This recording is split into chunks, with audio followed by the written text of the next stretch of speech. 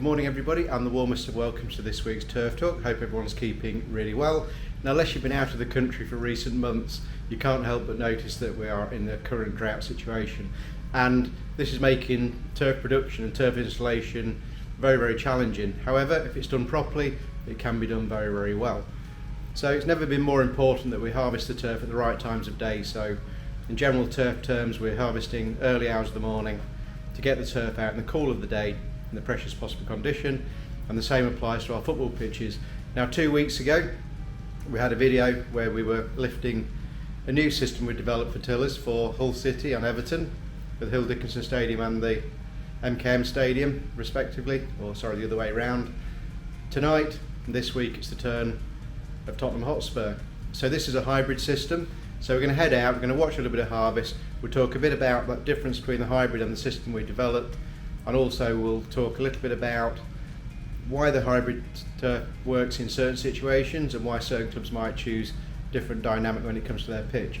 So let's get out there, see what the guys are doing. It's 1 o'clock in the morning, it's the final night. Enjoy the video.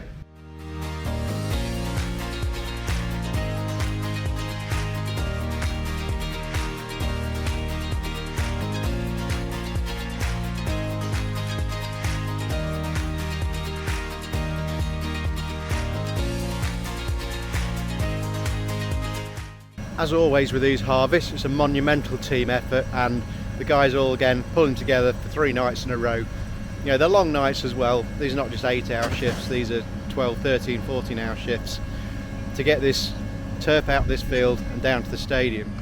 So it's the same crew as before, except Kylie and Liam have jumped in and sharing this experience again. I've done it myself, so I know what it's all about, and I know the dedication, commitment it takes to do it. So yeah, so what we'll do, we'll have a bit more harvest, and then we'll maybe have a catch up with Matt, who's the pitches manager here. We'll talk a little bit about how he nurtures these pitches into final condition pre-harvest and things that might be carried out in between.